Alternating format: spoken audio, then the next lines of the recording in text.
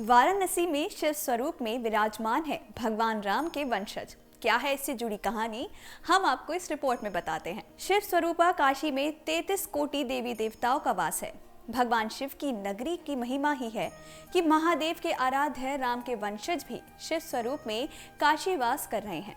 रामलला की प्राण प्रतिष्ठा का समारोह जैसे जैसे नजदीक आ रहा है, काशी में राम से जुड़े स्थान भी सामने आ रहे हैं। BHU के प्रोफेसर और केंद्रीय ब्राह्मण महासभा की 77 दिनों की खोज में भगवान राम के वंशजों के तीर्थ मिले हैं। भगवान राम के वंशजों की काशी में खोज के लिए काशी खंड समेत 125 से अधिक पुस्तकों का अध्ययन किया गया। मोक्षदायिनी काशी में भगवान राम के वंशज भी गंगा के तट पर शिव स्वरूप में विराजमान हैं।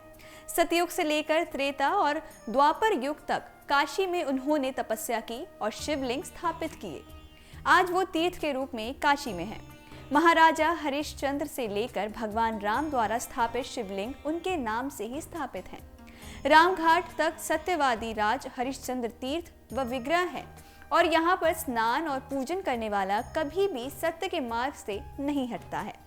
काशी खंड के अध्याय 84 में भी भगवान राम के वंशजों के तीर्थ के बारे में वर्णन मिलता है। हरिश्चंद्र तीर्थ पर सत्कर्म करने वाले का लोक और परलोक दोनों सुधर जाता है।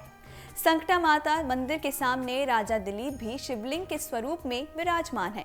मान्यता है कि इनके दर्शन मात्र से ही मनुष्य के पापों का नाश हो जाता है। चंद्रेश्वर के मंदिर चंद्रेश्वर के निकट राजा सागर का सगर तीर्थ है।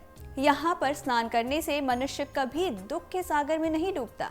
चंद्रेश्वर के निकट मणिकर्णिका ब्रह्मनाल के बीच दक्षिण में राजा भगीरथ की भागीरथी तीर्थ है। जो मनुष्य वहां पर स्नान करता है वो ब्रह्म हत्या से भी छूट जाता है। मणिकर्णिका पर स्वर्गद्वार के पास ही भागीरथीश्वर लिंग के दर्शन करने से ब्रह्म हत्या का पाप भी कट जाता है। रावण को मारने के बाद भगवान राम ने काशी में मीरघाट धर्मकूप में रघुनाथेश्वर लिंग काशी में स्थापित किया। इसके स्पर्श मात्र से ब्रह्मघाती मनुष्य भी शुद्ध हो जाता है।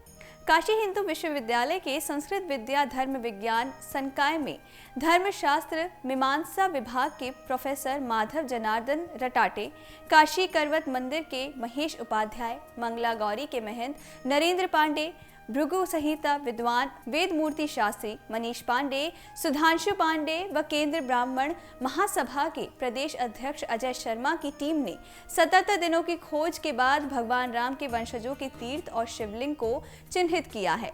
राजा माधांता ने दशाश्वमेध क्षेत्र के मान मंदिर में चक्रवर्ती का पद प्राप्त किया था। उन्होंने काशी में मृधांत तीर्थ स्थापित किया। उनकी तपस्या से ही प्रसन्न होकर भगवान केदारेश्वर काशी में प्रकट हुए। राजा माधांता के पुत्र राजा मुचुकुंदेश्वर द्वारा स्थापित शिवलिंग मुचुकुंदेश्वर लिंग बड़ा देव पर है। बड़ा देव मंदिर के आगे अगस्तेश्वर के दक्षिण में विभीषण द्वारा स्थापित लिंग है। सोनारपुर पांडे हवेली गली में केदारेश्वर से दक्षिणा पथ में चंद्रवंशीय और सूर्यवंशीय राजा द्वारा स्थापित सहस्त्रों लिंग विद्यमान है। वाल्मीकि रामायण के अनुसार ब्रह्मा जी से मरीचि हुए और मरीचि के पुत्र कश्यप हुए। इसके बाद कश्यप के पुत्र विवस्वान हुए और विवस्वान से सूर्यवंश का आरंभ माना जाता है। विवस्वान से पुत्र वैवस्वत मनु हुए। भगवान राम का जन्म वैवस्वत मनु के दूसरे पुत्र इक्ष्वाकु के कुल में हुआ था। इक्ष्वाकु से सूर्यवंश में वृद्धि होती चली गई। राजा सगर के प्रपौत्र दिलीप और दिलीप से प्रतापी भागीरथ का जन्म हुआ। भगीरथ के पुत्र ककुत्स हुए और ककुत्स से पुत्र रघु का जन्म हुआ। रघु से रघुवंश की शुरुआत हुई। भगवान राम का जन्म ब्रह्मा जी की 67 पीढ़ियों में हुआ। अगर आप ये वीडियो YouTube पर देख रहे हैं तो हमारे चैनल को सब्सक्राइब करें और बेल आइकन को दबाना ना भूलें। अगर आप Facebook पर ये वीडियो देख रहे हैं तो हमारे पेज को लाइक करें।